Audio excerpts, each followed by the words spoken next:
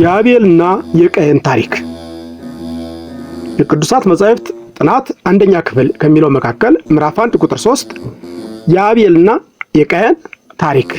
በስመ አብ ወወልድ ወመንፈስ ቅዱስ አሐዱ አምላክ አሜን። እስከዚህ ሰዓት በቸርነቱ ይጠብቃል የአባቶቻችን አምላክ የሠራዊት ጌታ እግዚአብሔር ስሙ የተመሰገነ ይሁን። ልጆች እንደምን ሰነበታችሁ? አሜን። በቸርነቱና በምሕረቱ እስከሰጠበቀን የአባቶቻችን አምላክ የሠራዊት ጌታ እግዚአብሔር በድጋሚ ስሙ የተመሰገነ ይሁን።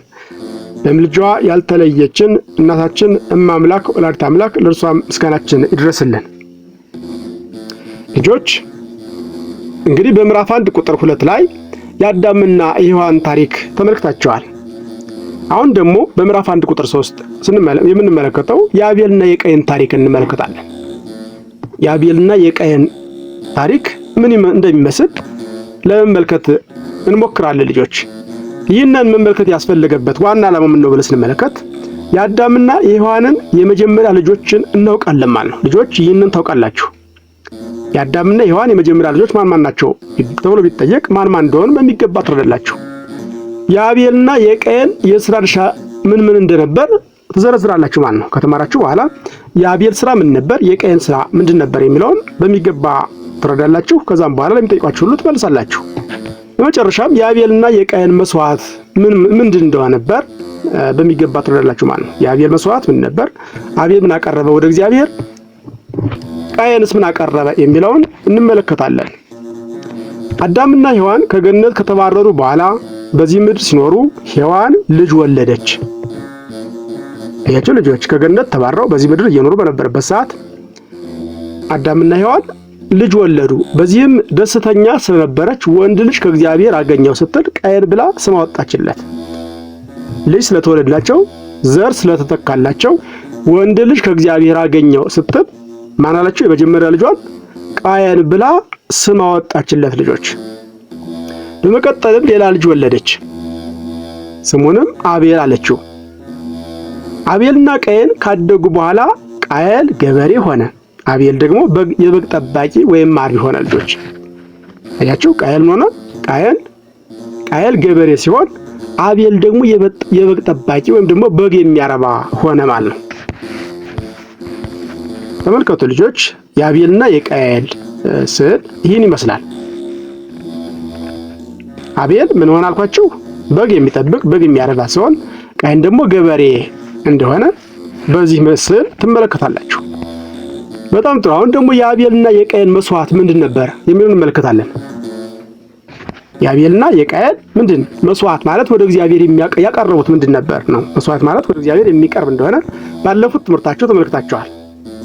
አሁን ደግሞ የአቤልና የቃየን መስዋዕታቸው ምንድን ነበር የሚለውን እንመለከታለን። ከዕለታት አንድ ቀን የአቤልና የቃየን ለእግዚአብሔር መስዋዕትን ለማቅረብ አሰቡ። አያችሁ ልጆች፣ አቤልና ቃየን ምን አደረጉ? ለእግዚአብሔር የሚቀርብ መስዋዕት ማቅረብ አሰቡ፣ ፈለጉ። ቃየን ከምድር ፍሬ ወስዶ መስዋዕትን ሲያቀርብ እግዚአብሔር አይበለው ምን ያደርግለታል በማለት ከዘራው ስንዴ ጥሩ ያልሆነውን መስዋዕት አቀረበ። ለምን ብሎ?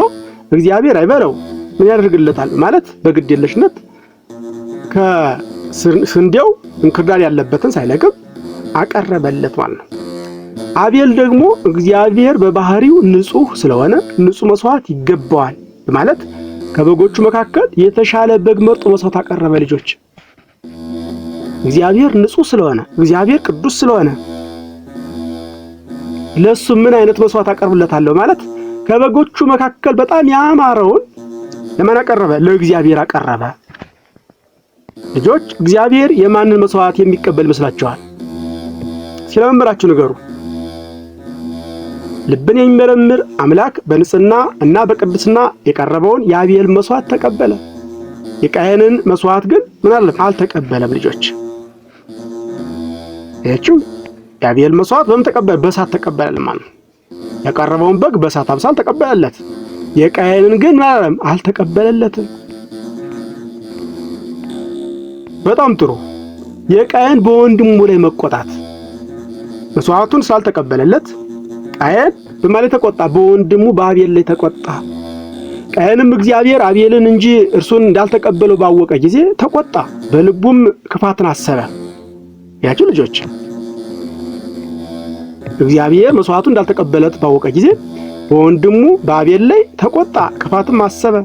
በመጨረሻም አቤል ወንድሙን ወንድሜ ና ወደ ሜዳ እንሂድ ብሎ ይዞት ሄደ። በዚያም ቃየን ወንድሙን በድንጋይ ደብድቦ ገደለው። ልጆች እግዚአብሔርም ቃየንን በክፉ ተቆጥቶ ቃየንንም ቀጣው። ወንድምህ አቤልን ስለገደልከው የወንድምህ የደሙ ድምፅ ከምድር ወደ እኔ ይጮሃል። በምድር ላይ የሚገድልህ አይኖርም፣ ተቅበዝባዥ ትሆናለህ። ማንም እንዳይገድለው ደግሞ ምልክት አደረገለት። ልጆች ወንድሙን ገድሎት ሲሄድ እግዚአብሔር ምን አለ? እግዚአብሔር ደግሞ ቃየንን አረቀጣው። ምን ብሎ? ወንድምህ አቤልን ስለገደልከው የወንድምህ የደሙ ድምፅ ከምድር ወደ እኔ ይጮሃል። በምድር ላይ የሚገድልህ አይኖርም፣ ተቅበዝባዥ ትሆናለህ። ማንም ደግሞ እንዳይገድለው ምን አደረገለት? ምልክት አደረገለት። ለምን? በምድር ላይ እየተቆዘበዘ መከራውን እያየ እንዲኖር ነው እግዚአብሔር ፈቀደው። ስለዚህ የመጀመሪያው ነፍሰ ገዳይ ማን ነው ልጆች? ቃየን ሲሆን የመጀመሪያው ደግሞ የሞተው ሰው ማን ይባላል? አቤል ይባላል ማለት ነው። አቤል ይባላል።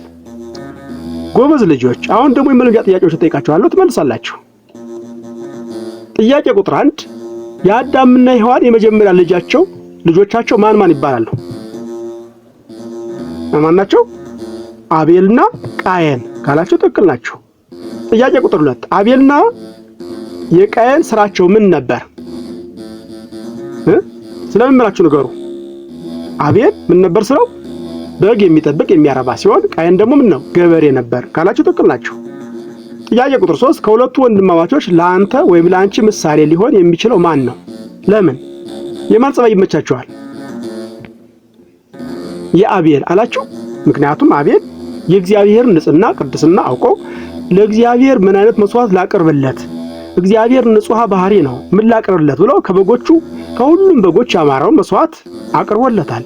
ቃየንሳ ምን አለ? እግዚአብሔር አይበላው አይጠጣው ብሎ ያላማረውን ክፉ የሆነውን መስዋዕት አቀረበ። እግዚአብሔርም አልተመለከተልም ልጆች።